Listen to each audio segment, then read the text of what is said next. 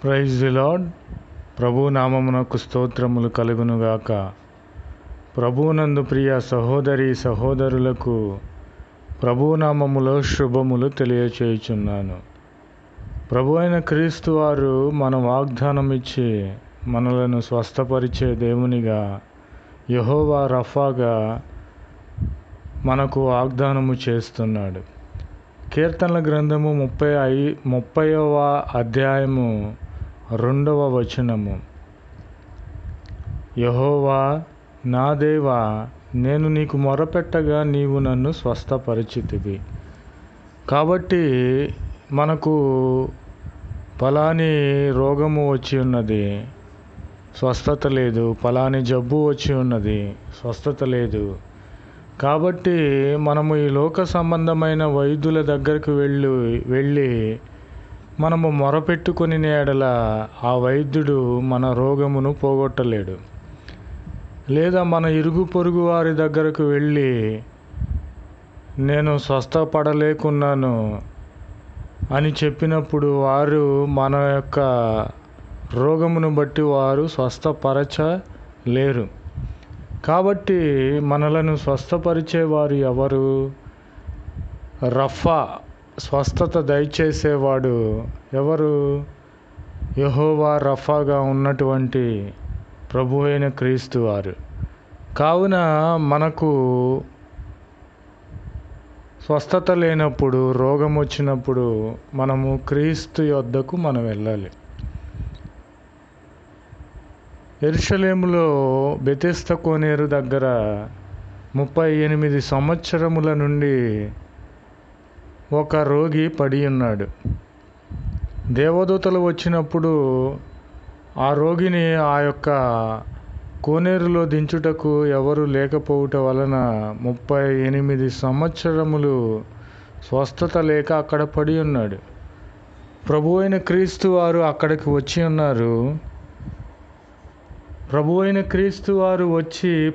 క్రీస్తు వారు ఆ యొక్క 38 సంవత్సరముల నుండి పడి ఉన్నటువంటి ఆ రోగిని అడిగాడు. ఏమనంటే, నీవు స్వస్థపడ గోరుచున్నావా అని అడిగి ఉన్నాడు ప్రభు అయిన క్రీస్తు వారు. అతను ఏమన్నారంటే, అయ్యా, ఈ కోనేరులో దిగుటకు నాకు శక్తి లేదు, బలము లేదు, నేను స్వస్థత పొందలేకున్నాను.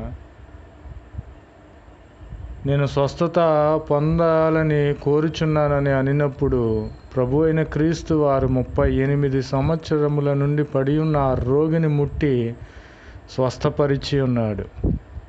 ప్రభు నామమునకు స్తోత్రము కలుగునుగాక. ఆమెన్. ఆ యొక్క స్వస్థపడిన ఆ యొక్క రోగి తన పరిపెత్తుకొని పరుగెత్తాడు. తన ఊరి వారికి సాక్ష్యం ఇచ్చాడు.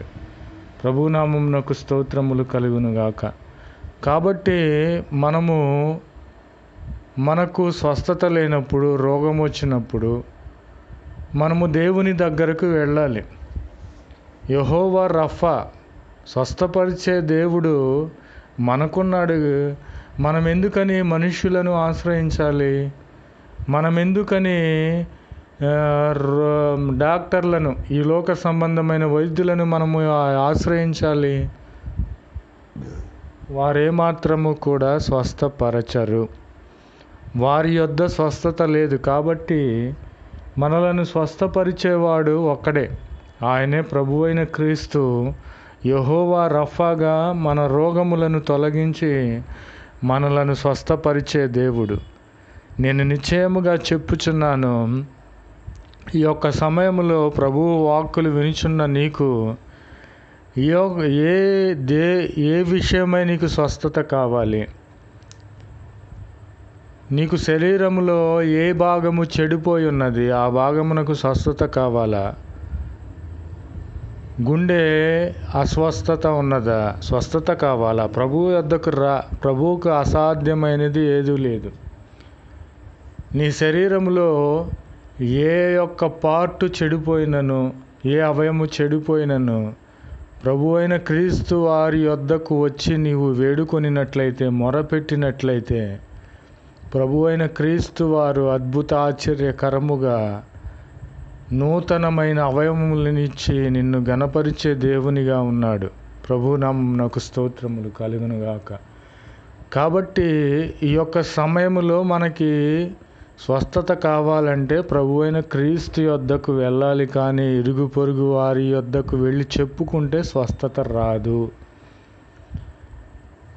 ఈ లోక సంబంధమైన వైద్యుల దగ్గరికి వెళితే స్వస్థత రాదు. మనల్ని సృష్టించింది ప్రభు అయిన క్రీస్తు వారు. మనము తల్లి గర్భంలో పడక ముందే మనలను ఆయన నిర్మించి ఉన్నాడు. ప్రభు అయిన యేసు నామమునకు స్తోత్రములు కలుగునుగాక. కాబట్టి ఈ యొక్క సమయంలో దేవునికి మనము ఎప్పుడైతే మొరపెట్టామో, ప్రభువా నీవే నాకు దిక్కు, నన్ను స్వస్థపరచు యెహోవావు నీవే, నాకు ఫలాని అవయము చెడిపోయి ఉన్నది, ఆ అవయమును నూతనముగా మార్చమని, నన్ను స్వస్థపరచమని నీవు వేడుకొని ఎడల ప్రభు అయిన క్రీస్తు వారి నిశ్చయముగా ఈ సమయంలో నిన్ను స్వస్థపరిచి ఉన్నత స్థలముల పైకి ఎక్కించే గొప్ప దేవునిగా యెహోవా రఫాగా ఈ యొక్క సమయంలో నీ పక్షముగా నిలిచి ఉన్నాడని తెలియపరుచున్నాను. ప్రభునామమునకు స్తోత్రములు కలుగునుగాక. Amen, amen, amen.